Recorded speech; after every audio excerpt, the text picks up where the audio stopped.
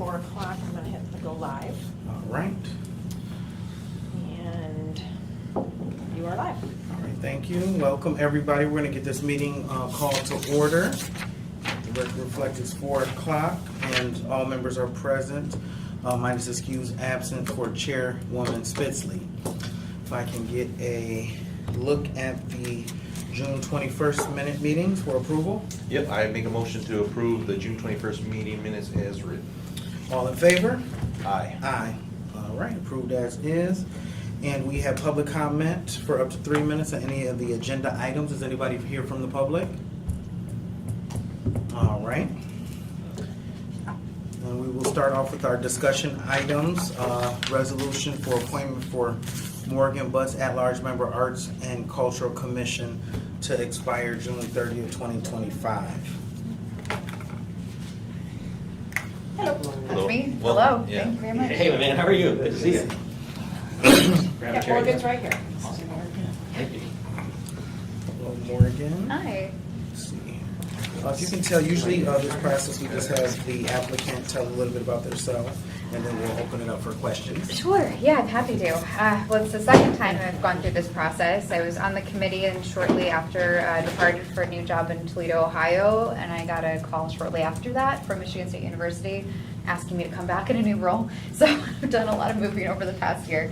But I'm somebody who's worked in the arts. Fortunately, I've had a pretty linear trajectory in my career. I've worked in arts and culture since 2012, 2013, starting at Miller Auditorium and moving forward to including several places here. I was at Impression 5 Science Center for a little bit and worked at the MSU Bird Art Museum for several years. I took a tangential step into the world of public policy and did a little bit of work at the Michigan Environmental Council, worked at the Toledo Museum of Art, and now have rejoined the Greater Lansing community as the Director of Communications and Marketing for University Arts and Collections, which is the unit at Michigan State University that oversees all of the arts and collections units, Wharton Center, the museums, the Beale Botanical Garden, as well as the Native American Graves Protection Repatriation Act program. Was that in November 2022? It was, yes. Okay. It Yeah. just says 2023 here. I just wanted to Does make it? sure. Oh, okay, yeah. Ooh, good catch. Yep. So it would have been, this past November, so that's not a future tense thing. Yeah, so I've been in that role since November, and it also works on the campus-wide art strategy, which is connecting the arts to all parts of campus at Michigan State University. So I've been working in the arts fairly consistently and want to find ways to carry that work on into the community that I live in and try to create opportunities to further amplify the importance of the arts to all communities from an economic standpoint, from a cultural standpoint, from a belonging and a well-being standpoint. That's what brings me here. Thank you so much. Do you have any questions? No, I just, pretty impressive resume. You have your bachelor's and master's in art history. I do, yes. So, I mean, I guess I couldn't see anybody else being more fitting for this position. Yeah. So I appreciate Thank your willingness to serve. And my question is for any committee member being appointed to a committee is, would you be willing to, once you get involved in this committee, would you be willing to go and attend any of the council persons' board meetings to share what you guys are doing? Yes, happily. And being somebody that works in communications, it's one of my favorite pieces, is that opportunity to share out and make visible all of the good work that we're doing. So a lot of the work that I do now is really talking about, especially at the level that I am, not being in a unit, I get to talk about impact and do storytelling all the time. So making the impact of that work visible is my favorite thing. That's great. Yeah. I don't have any further questions or comments. Look for a motion? Yes, Okay. sir. I make a motion to put the resolution on to the city council, which would be Monday night. And I thought I heard you say you're gonna be out of I'm town. gonna be out of town, yeah. So I'll upon swear. approval, Yep. you'll be able to go to the city clerk's office as early as the next morning to Swear. get sworn in. Great, sounds wonderful. I appreciate it. So, All in favor? aye. Aye. We have to do that? Yep. Okay. All right, next we have item C, resolution appointment for Josh Pugh. Pugh. Yep. It's right down there. There we go. Hello, sir. How are you? Good. How are you, Councilmember? I'm doing well. Wonderful. Adjacent, thanks for being here today. Adjacent Neighborhood Resident Member Downtown Lansing Inc. Board. If you can, hello, tell us a little bit about yourself. There's agendas down there at the end of the table and Okay. a sign-in sheet. Thank you. Yep. There's more seats in here if you guys like to see.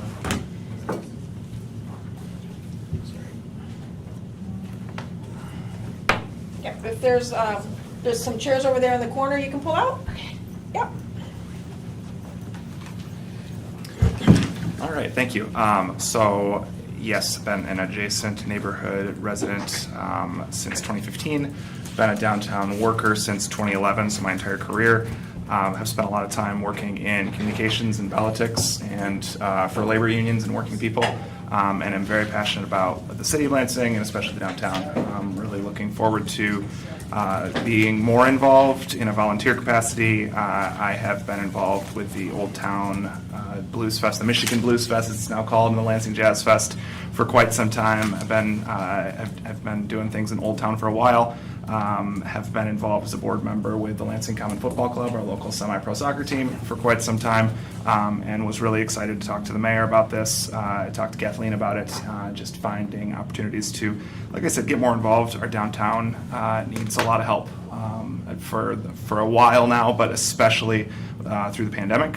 I think we all know that it's not anything like it was in 2019 and early 2020, but I think we have a rare opportunity now to build it back for the people who live here and the people who want to be here, and I'm really excited to be a partner in that effort, and would be really excited to work with the city council and the mayor and other partners on some of that. So thank you guys. Thank you so much. Appreciate it. Well, I know Mr. Pugh, but just to keep treating you the same as everybody else, my common question would be is, would you be willing to share some of your information as you become a member of this board to the different ward representatives that have their constituent contact meetings? Yeah, absolutely. To echo the prior candidate for a different board, also work in communications, and so think that level of transparency and accountability to the public and to the council is super important.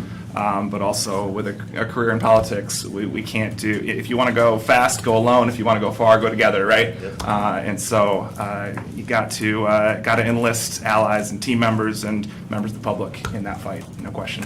Great. Well, I appreciate you being here and your willingness to serve, so thank you. Looking for a motion? Okay, I got a motion in place to appoint Joshua Pugh. Now, that will come to our council meeting, next council meeting. Are you able to attend? Yep, I'll be there. Looking forward to it. Damn, he already confirmed. Okay, I'm sorry. No, that's okay. Okay, got a final motion, please. All right, all in favor? Aye. Aye. Thank you. Thank Wonderful. you. See you Monday night. Thank you, gentlemen. Actually, yes. Two very, very qualified candidates. We're very excited for you. Willing to volunteer and serve. All right, now we have appointment for Patrick Shane Much More, Second Ward Member, Planning Commission. Sure. How's everybody doing today? Good. How are Well, you, sir? Good. Here's my business card. Future references.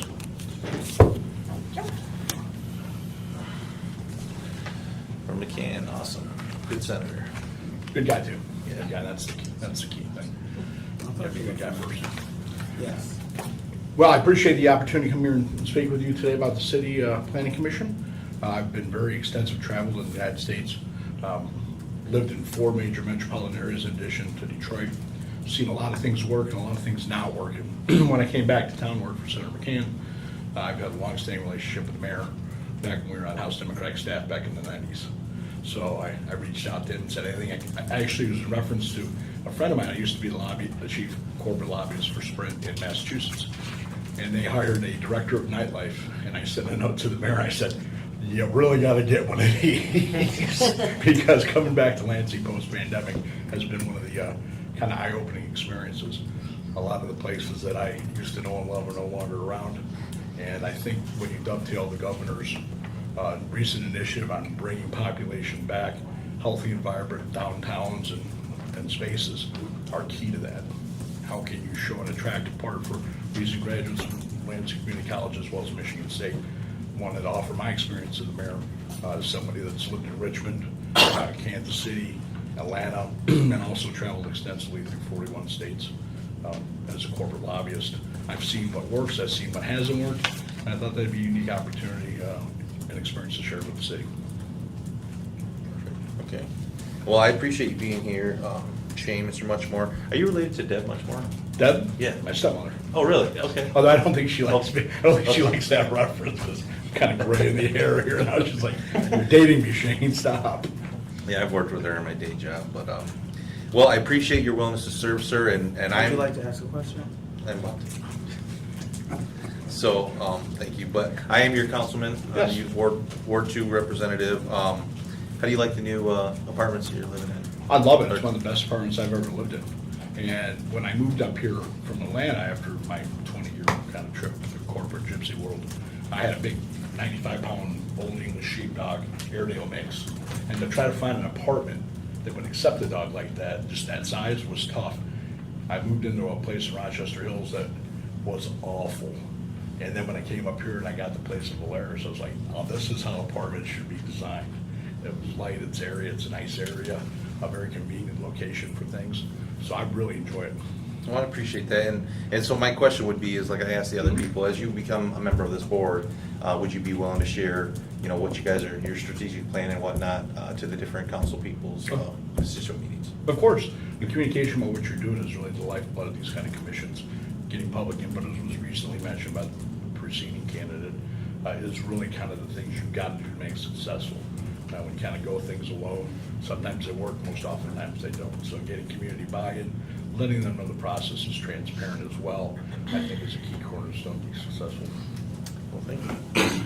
Well, I don't have any, Looking for a motion. okay. I got to put a motion in place to appoint Patrick Shane Menchmore, second ward member of the planning commission, term to expire June 30th. All in favor? Aye. Aye. All right. Thank you so much for being Do you plan on? I do. Okay, see you Monday night. Thank you. Thank you. And it's nice meeting you. Thank you as well. Thank you. Thanks for your card. All right, next up, we have, Jesus A. Flores. Can I come on this side so it feels a little bit more balanced? Yeah, this is the application they have in front of them. Awesome, thank you so much. Uh-huh.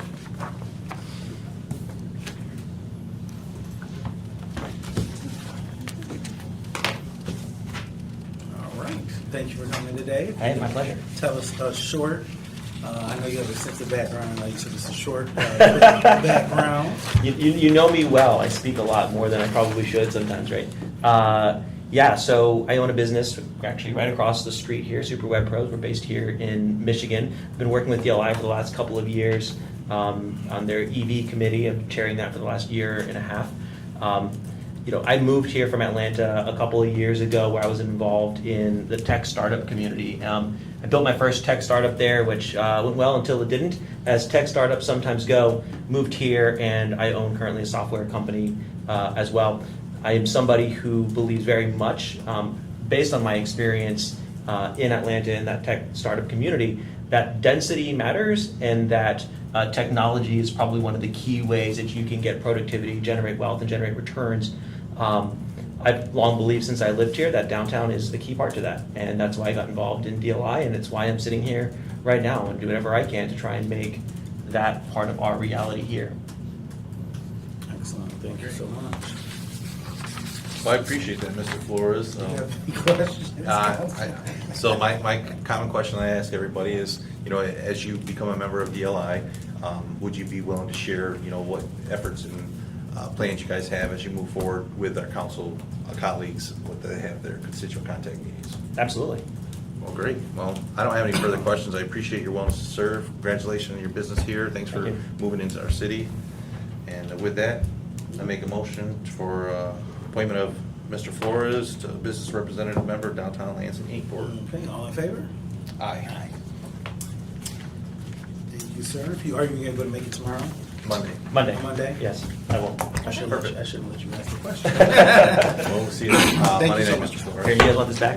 There you go. Oh, sure, yeah, we can recycle that for you. Thank you very much. Thank you. Okay, right, we thanks, sir. Y'all are take care. on Thanks so to- much. Take yeah, care. We are on to, yes, sir. We are on to F, item F, resolution LS 10/2023-2024 Farrell Street lot split request That's what they have in 2024. front of Farrell Street for construction of 2 single-family homes.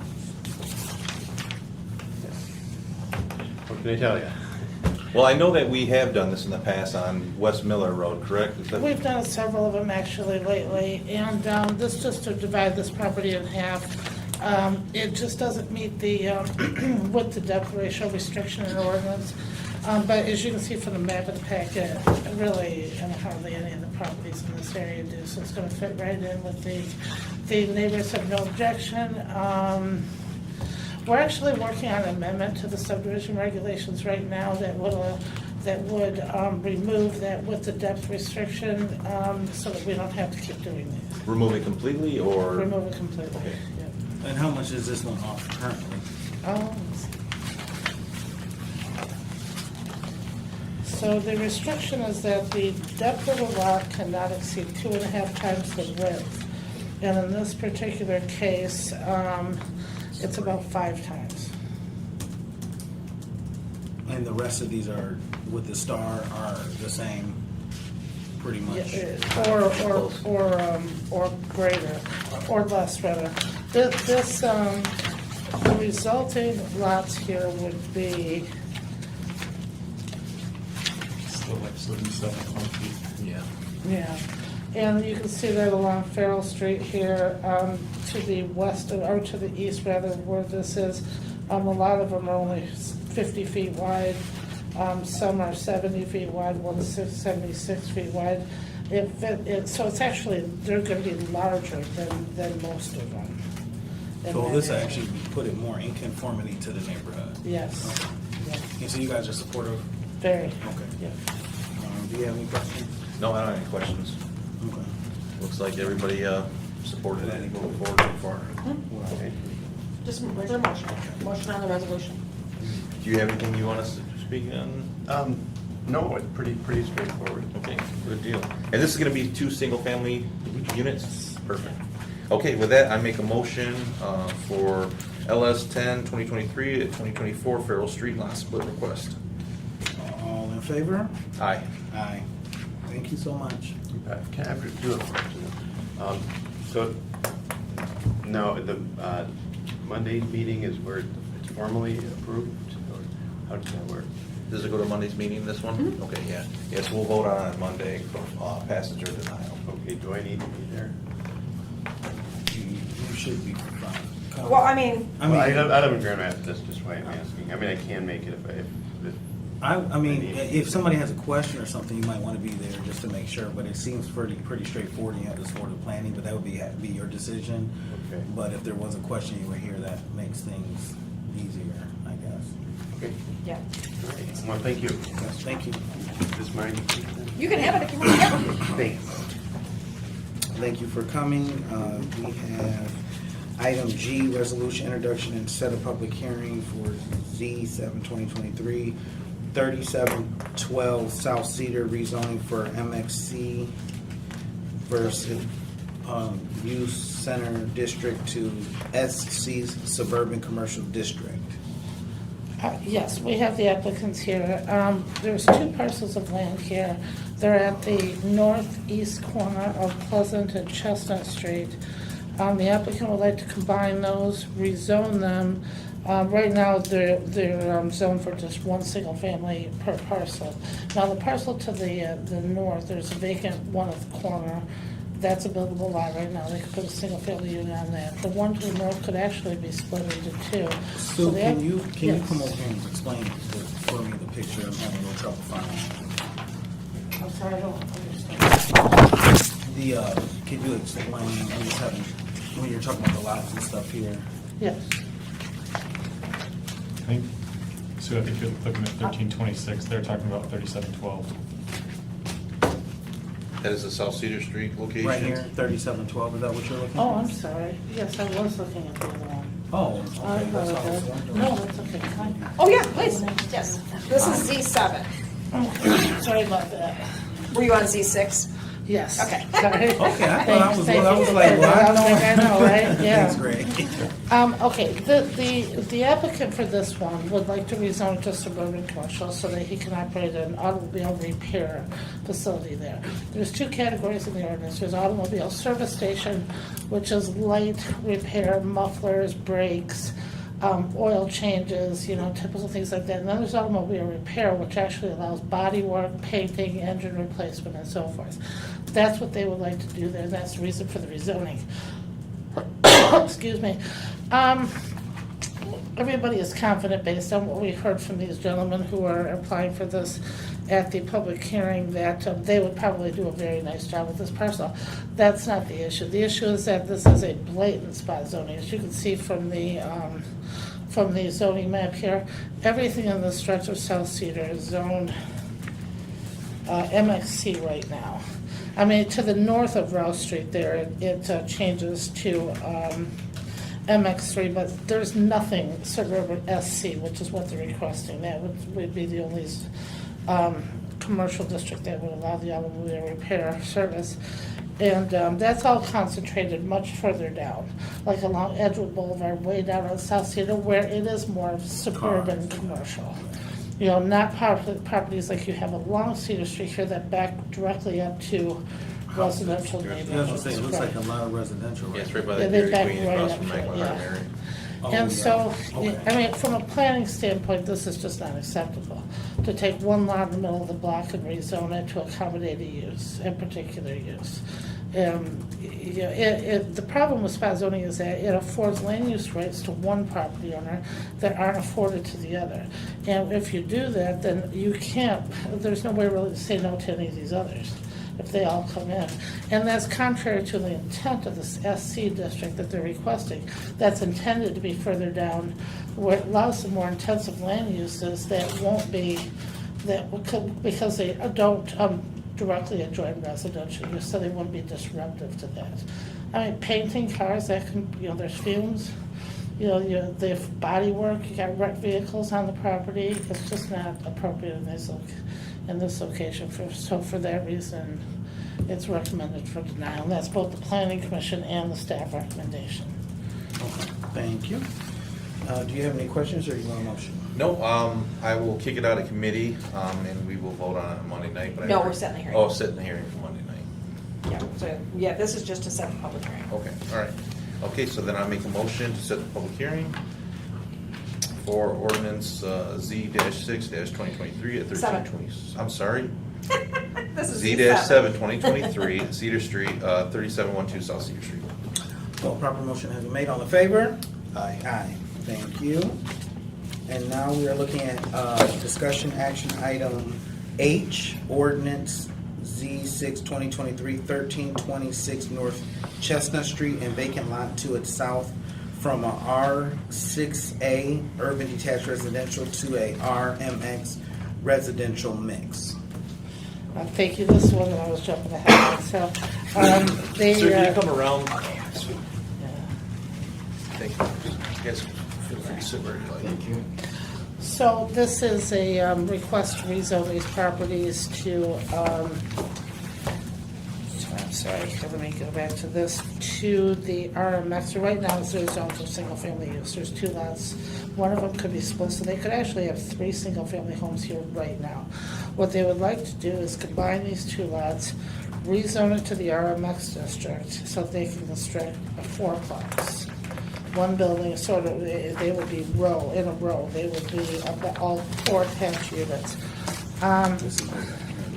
That's the reason why they would need the RMX mixed residential zoning in order to do that. Now, it actually does, it's tight, but it actually would meet the basic requirements of the zoning ordinance to do that. It would be, I mean, there's not an inch to spare, but with scaling it out, they would meet the setbacks for the minimum width of these parcels with just enough parking to meet the minimum requirements.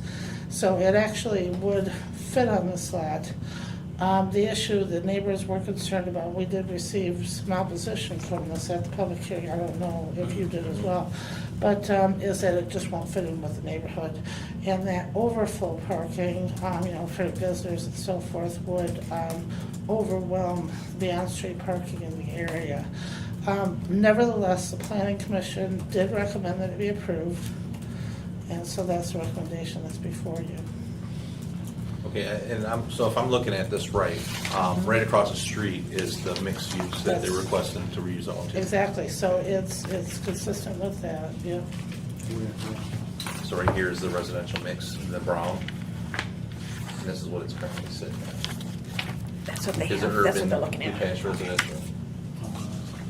Yeah, all that property to the south is zone RMX, with just what this applicant's requesting.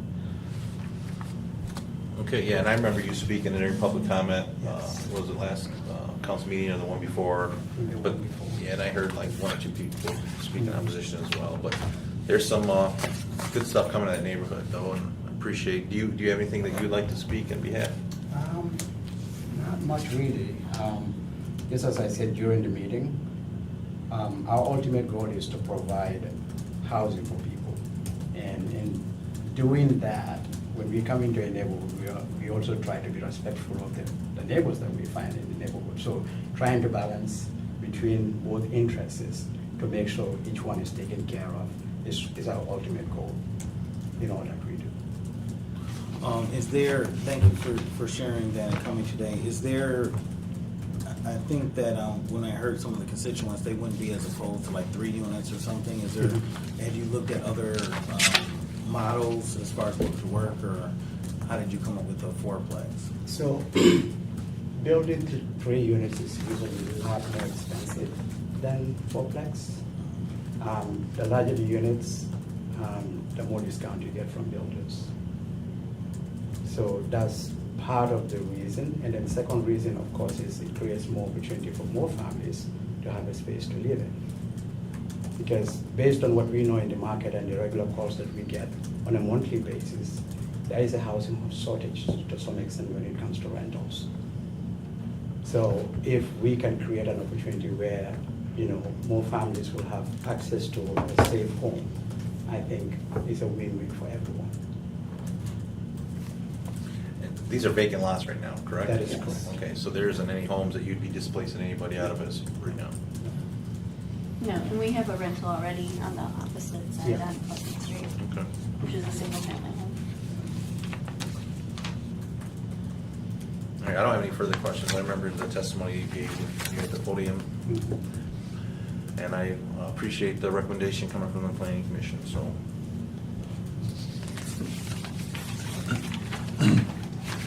So,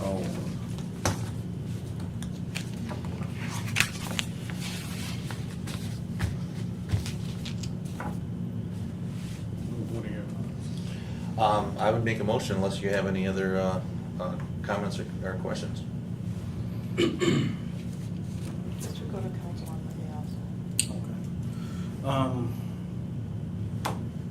Well, I guess let's just move it forward to council, but I know it's been really. And it will be for passage or denial on Monday night. Do you plan on attending Monday night? When is this coming Monday? This coming Monday. At what time? 7? 7 o'clock. 7 o'clock, sure, we'll be there. In case there's any questions from the rest of the council members. Okay. Well, thank you. Well, thank you so much. Thank you. We'll make a motion. Proper motion has been made. All in favor? Aye. Aye. All right, we'll see you guys Monday night. Thank you so much. Oh, you can keep it if you Okay, want. thank That way you. you'll have it Monday night also. Absolutely. Thank you so much. Mhm. Oh. Okay, thank you. Okay, this is the district and certificate. Aye. Resolution for setting public hearing, obsolete Oprah Homes on Homes LLC property located at 230 South Elm Street. Some handouts here with signatures. Thank you. Thank you. Oh, this is nice. And do you have one more for the record? Yes. Thank you.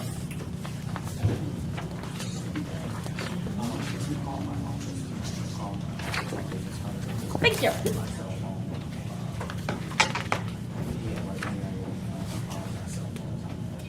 Thank you. Alrighty, well, I know we had this here, so I'm assuming it's back, so I'll let you go ahead. My name is Simon Regis. I'm joined here with Ms. Marion Forsberg, I'm a developer for the property. And so we're here back again. Thank you for having us. The last time we were here to present on this item, there were some outstanding fines and code violations. However, those have all been paid and all the violations have been taken care of. So back here to present this project for your consideration.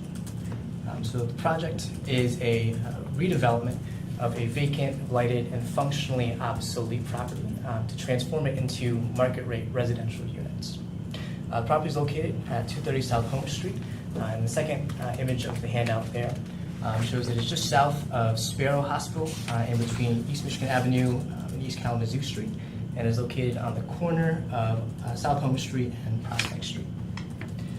request for you today is for an OPRA, which is a tax abatement for up to 12 years that freezes the taxable value of the building at the current value for local property taxes. State taxes are not abated through this item.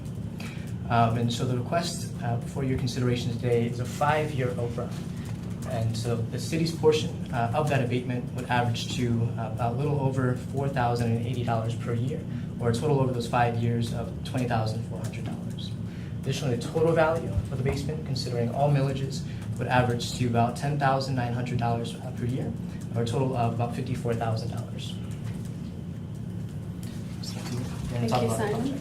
So I just wanted to talk about the overall project summary for proposed Unity Apartments. Okay, before you do all of that, Oh, so yes. those numbers that you just said, so if this is approved, you're saying that we would still generate more revenue?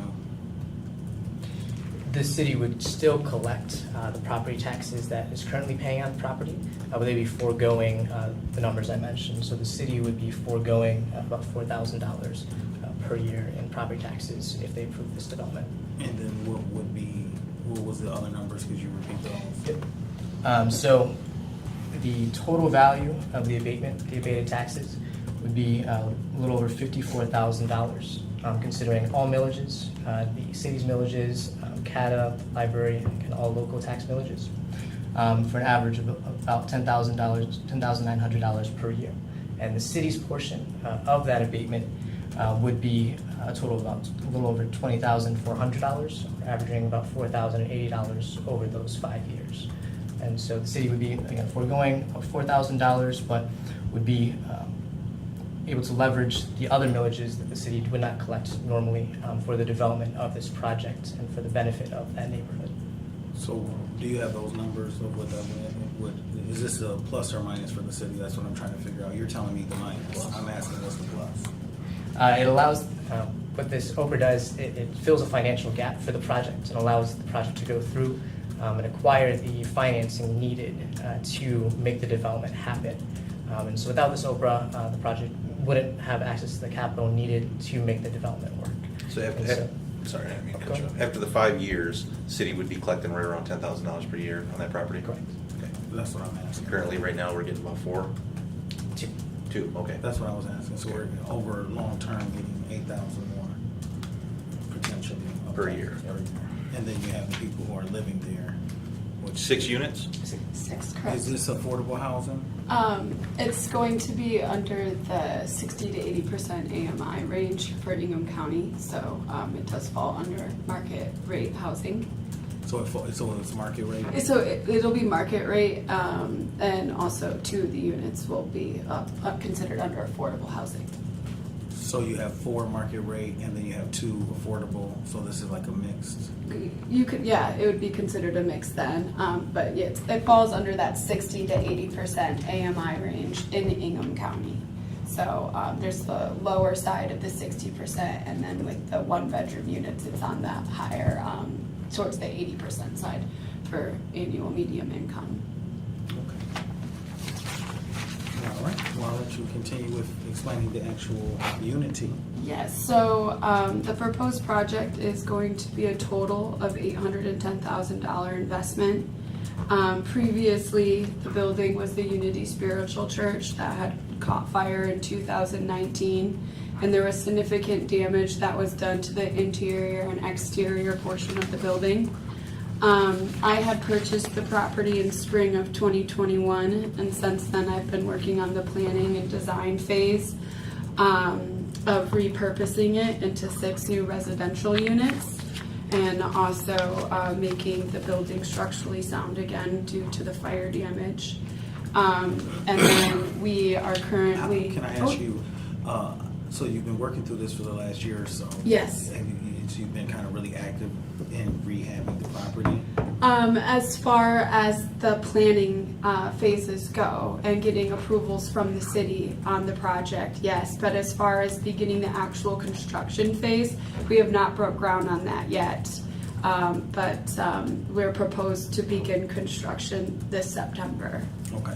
I was just wondering because you had, last time you were here, you were not aware of this these trash fees and thousands of dollars. Right. So I'm just trying to understand, you know, you've been working with the city, how is there not communication, or are you not going by the property? What, can you explain what happened there? Right. Well, as soon as the issue was brought to my attention, I did address it right away and make sure that those fines were taken care of, because that is a reflection of how I do business. I don't like problems sitting unnoticed. So I did take care of that, but there just was some miscommunication with where the violations were sent via mail. But I was able to get that straightened out and get forwarding mail sent to correct addresses going forward to make sure that there'll be no gaps moving ahead. Fantastic. Okay, thank you. Yeah. And then in front of you is just pictures of the current state of the building. Currently it's vacant and just down to baseboards and studs. I've been calling it a blank canvas.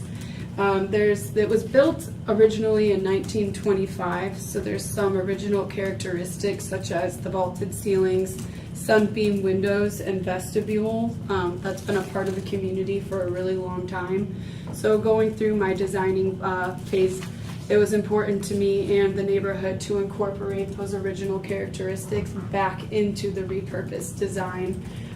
So you can see some of those features there in the photos. Oops, you can pull that back up for me.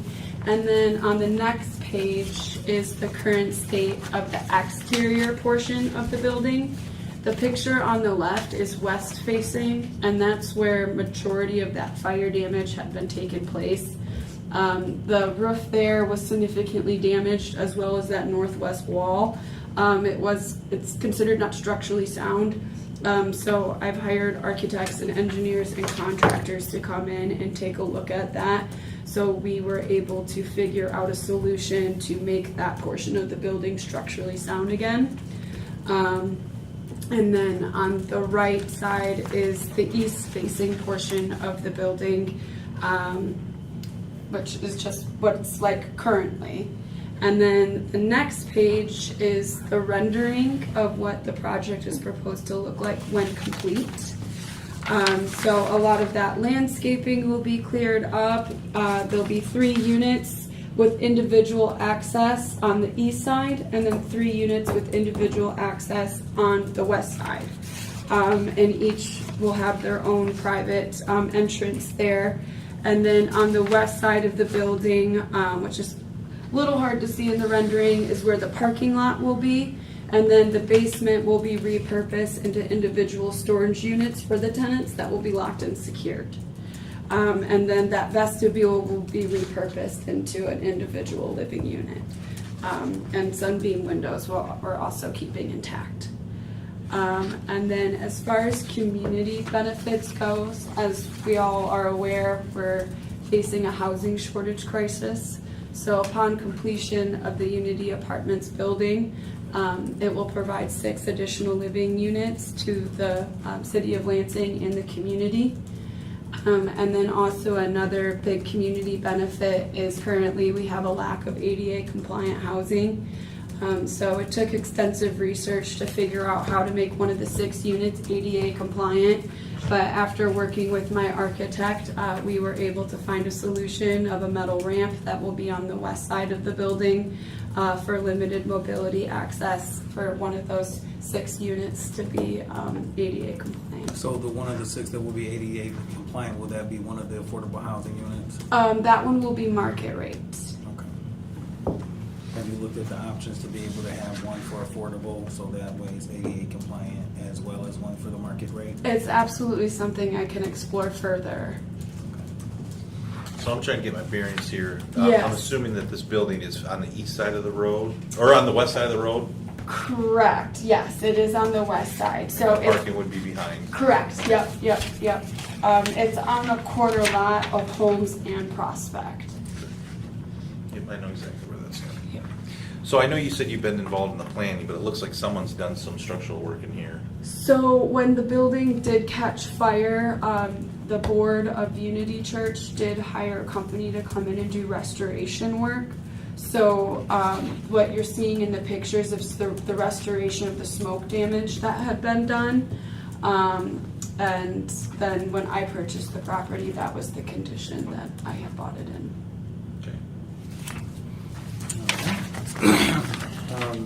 So we just need a motion. Okay, and this is for the district, to set the district? Yes. Okay, I got a motion in place. All in favor? Aye. Aye. And we have J, which is a certificate for public hearing for obsolete Oprah for this property, 230 South Holmes. When will the public hearing be? That'll be the 14th of August. Okay, August 14th. And they will be coming that day to do a presentation at Perfect. the public hearing. Okay, good deal. Okay, so I have a motion in place then for the Oprah certificate. All in favor? Aye. Aye. Alrighty, well, thank you so much. It looks exciting, meeting a real need, and it looks like you're really preserving it and keeping it a part of the community. That's what it's all about. So Yes, that's it awesome. is. Well, So thank you for having us. Yeah, thank you. We'll see you guys on August 14th. Awesome. No other items? This meeting is adjourned.